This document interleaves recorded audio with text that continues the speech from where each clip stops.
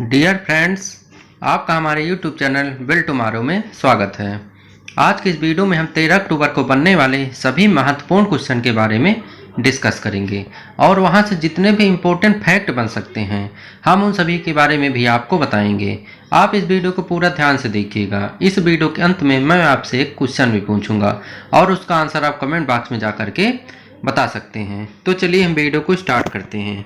सबसे पहले हम पॉइंट में बात करने वाले हैं आर्थिक विज्ञान में नोबेल पुरस्कार किसे दिया गया है। तो हमारा पहला पॉइंट क्या होगा, नोबेल पुरस्कार से संबंधित होगा। तो हम देखते हैं कि आर्थिक विज्ञान में इस साल 2020 का नोबेल पुरस्कार किसे दिया गया है। तो किसे दिया गया है, पॉल आर मिलग्रोम और रॉबर्ट बी विल्सन। तो आपको इन दोनों लोगों का नाम याद रखना। उनका नाम क्या है, पॉल आर मिलग्रोम और रॉबर्ट बी विल्सन। तो इन दोनों लोगों को आर्थिक विज्ञान में नोबेल पुरस्कार से नवाजा गया है और उन्हें यह पुरस्कार नीलामी के सिद्धांत के बारे में, उसके आविष्कार के बारे में उन्होंने कुछ अकल्पनीय खोज की थी, जिसके लिए उन्हें नीलामी से संबंधित बहुत अच्छे कार्य किए थे। तो इसी के लिए उन्हें यह पुरस्कार दिया गया है। तो इसका विषय क्या हो जाएगा, नीलामी से संबंधित।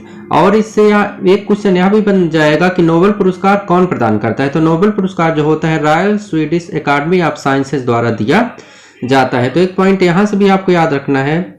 और यह नोबेल पुरस्कार किसकी याद में दिया जाता है, अल्फ्रेड नोबेल की याद में दिया जाता है। तो आपको इन दोनों लोगों का नाम याद रखना है, इस पुरस्कार को कौन प्रदान करता है और इस पुरस्कार को किसकी याद में दिया जाता है, यह भी आपको याद रखना है।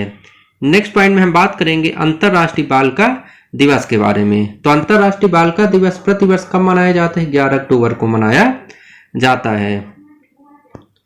अंतरराष्ट्रीय बालिका दिवस जो होता है साल 2012 से बालिकाओं के सामने आने वाली चुनौतियों और लड़कियों के सशक्तिकरण, यानी कि बालिकाओं के सामने जो भी चुनौतियां आती हैं उनके बारे में लोगों को जागरूक करने के लिए, उसके प्रति लोगों का ध्यान आकर्षित करने के लिए प्रतिवर्ष 11 अक्टूबर से को यह दिवस मनाया जाता है। तो यह दिवस 11 अक्टूबर को मनाया जाता है और कब से मनाया जाने लगा है, 2012 से मनाया जाने लगा है। अब इस बार का जो दिवस मनाया गया था हम देख लेते हैं उसकी थीम क्या थी। तो उसकी थीम है my voice our equal future, यानी कि मेरी आवाज हमारा समान भविष्य है। तो आपको जो अंतरराष्ट्रीय बालिका दिवस 2020 मनाया गया उसका विषय को भी याद रखना है। नेक्स्ट पॉइंट में हम बात करने वाले हैं ईफेल ग्रैंड प्रिक्स 2020 के बारे में। तो इस साल का ईफेल ग्रैंड प्रिक्स किसने जीता है, लुइस हैमिल्टन ने जीता है। अभी हाल ही में लुइस हैमिल्टन जो कि ग्रेट ब्रिटेन के हैं, एग्जाम में यह भी पूछा जाता है वो किस देश के हैं। तो किस देश के हैं, ग्रेट ब्रिटेन के हैं। और वो किस चीज के रेसर हैं, मर्सिडीज के रेसर हैं। तो आपको यह भी याद रखना है ईफेल ग्रैंड प्रिक्स को लुइस हैमिल्टन ने जीता है, वह मर्सिडीज के ड्राइवर हैं और ग्रेट ब्रिटेन के रहने वाले हैं।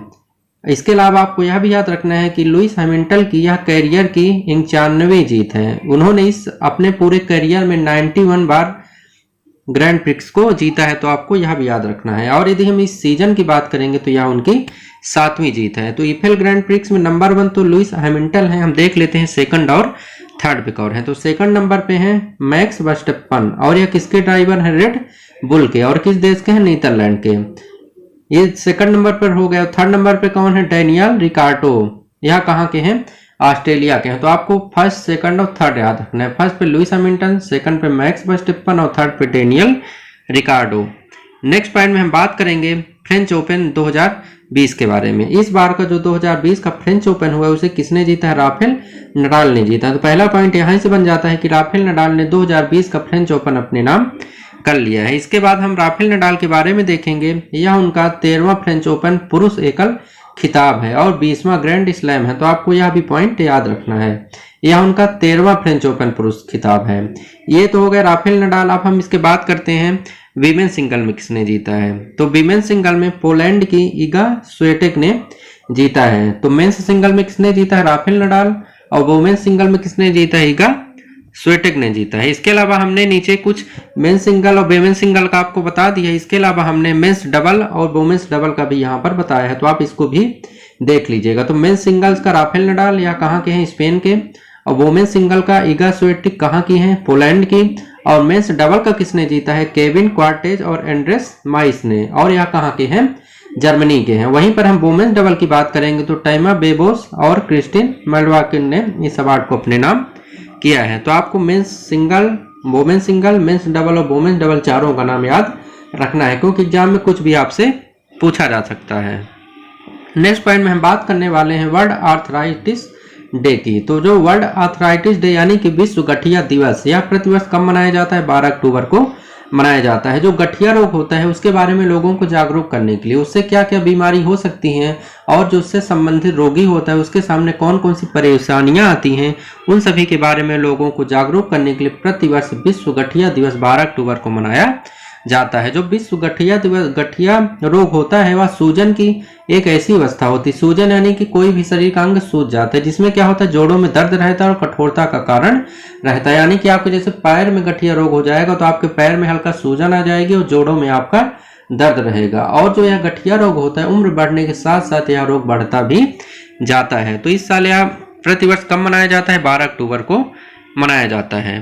नेक्स्ट पॉइंट में हम बात करने वाले हैं विश्व प्रवासी पक्षी दिवस के बारे में, यानी कि वर्ल्ड माइग्रेट वर्ल्ड डे। तो विश्व प्रवासी पक्षी दिवस प्रतिवर्ष कब मनाया जाता है? 10 अक्टूबर को मनाया जाता है। जो विश्व प्रवासी पक्षी दिवस होता है, इस दिवस को मनाए जाने का उद्देश्य होता है जो प्रवासी पक्षी होते हैं उनके संरक्षण के बारे में और उनका क्या उपयोगिता हो सकती है उसके बारे में लोगों को जागरूक करने के लिए यह दिवस मनाया जाता है। अब जो 2020 में विश्व प्रवासी पक्षी दिवस मनाया गया है, हम देख लेते हैं उसका विषय क्या था। तो उसका विषय था बर्ड्स कनेक्ट आवर वर्ल्ड। तो आपको इसका विषय भी याद रखना है, क्योंकि दिन तो सब याद रख लेते हैं, कब मनाया जाता है। एग्जाम में क्या करता है, आपको घुमाने के लिए डेट न पूछ करके उसकी थीम यानी कि उसका विषय भी पूछा जा सकता है, इसलिए आपको विषय भी याद रखना है।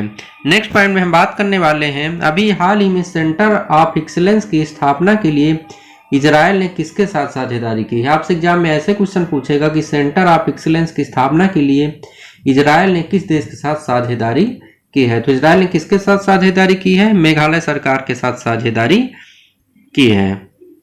अब यहाँ पर बात मेघालय की हुई है, तो मेघालय के सीएम कौन है? कानराड संगमा। और राज्यपाल कौन है? सत्यपाल मलिक। और यहाँ पर इजराइल के साथ मेघालय ने साझेदारी की है। तो इजराइल की राजधानी क्या है? यरूशलेम। और इजराइल के पीएम कौन है? बेंजामिन नेतन्याहू हैं। नेक्स्ट पॉइंट में हम बात करेंगे इंडिया पोस्ट पेमेंट बैंक के बारे में। अभी हाल ही में इंडिया पोस्ट पेमेंट बैंक का नया एमडी एंड सीईओ नियुक्त किया गया है। किसे किया गया है? जे वेंकट रमू को किया गया है। तो एग्जाम में यह भी पूछा जाएगा कि जे वेंकट रमू को किस बैंक का एमडी एंड सीईओ नियुक्त किया गया है? तो किसका किया गया है? इंडिया पोस्ट पेमेंट बैंक का नियुक्त किया गया है। अब यहाँ पर बात इंडिया पोस्ट पेमेंट बैंक की हुई है, तुम देख लेते हैं इसके बारे में। जो यह बैंक है इसे प्रधानमंत्री नरेंद्र मोदी ने 2018 में लॉन्च किया था। और यह जो बैंक है बैंकिंग विनिमयम अधिनियम 1949 की धारा 22A के तहत भुगतान बैंकिंग के रूप में शामिल किया गया था। तो आपको इसकी धारा भी याद रखनी है। और यह जो इंडिया पोस्ट पेमेंट बैंक है इसका हेडक्वार्टर कहाँ पर है? नई दिल्ली में है।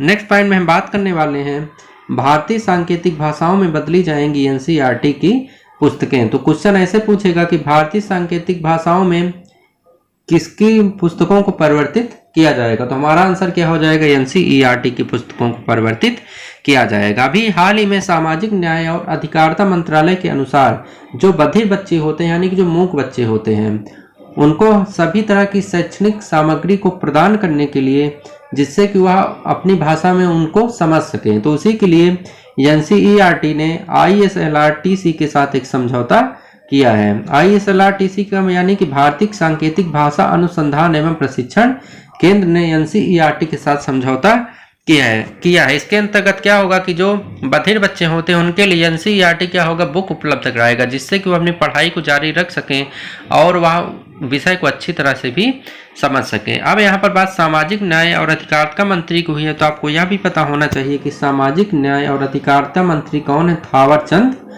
गहलोत हैं।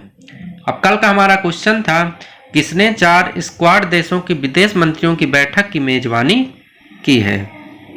इसका राइट आंसर था ऑप्शन नंबर सी, जापान। तो अभी हाल ही में जापान 4 स्क्वाड देशों के विदेश मंत्रियों की बैठक की अध्यक्षता की है। इस बैठक में क्या हुआ है कि इंडो पैसिफिक क्षेत्र में जो चीन का बढ़ता हुआ दबदबा है उसी के कम करने की चर्चा की गई है। यानी कि चीन जो भारत के साथ हमले के लिए तैयार है उसी के बारे में वहां पर उससे कैसे निपटा जाए या तो उसको कैसे सीमा से पीछे खदेड़ा जाए, तो इसी के लिए उस बारे में बात हुई है। और इसका आयोजन कहां पर किया गया है? जापान के टोक्यो शहर में इसका आयोजन किया गया है। अब आपके लिए आज का क्वेश्चन है, फेस मास्क की कीमत को कैप करने वाला पहला राज्य कौन बना है? इस क्वेश्चन के आंसर को आप हमारे कमेंट बॉक्स में बता सकते हैं। और इस वीडियो के पीडीएफ फाइल को डाउनलोड करने के लिए आप हमारे टेलीग्राम ग्रुप में जाकर के डाउनलोड कर सकते हैं। टेलीग्राम ग्रुप की लिंक हमने वीडियो के डिस्क्रिप्शन बॉक्स में प्रोवाइड करा दी है। वहां पर आपको सभी वीडियो के पीडीएफ एक साथ आसानी से मिल जाएंगी। दोस्तों, आपको वीडियो कैसा लगा कमेंट बॉक्स में जरूर बताइएगा। यदि आपको यह वीडियो अच्छा लगा तो इसे लाइक करिएगा और अपने दोस्तों के साथ शेयर करिएगा। और यदि आप हमारे इस चैनल पर नए हैं तो इसे सब्सक्राइब भी करिएगा और सब्सक्राइब करने के बाद बेल आइकन पर जरूर प्रेस कीजिएगा। उससे क्या होगा कि आपको आगे आने वाले वीडियो की नोटिफिकेशन आसानी से मिल सकेगी। Thanks for watching video.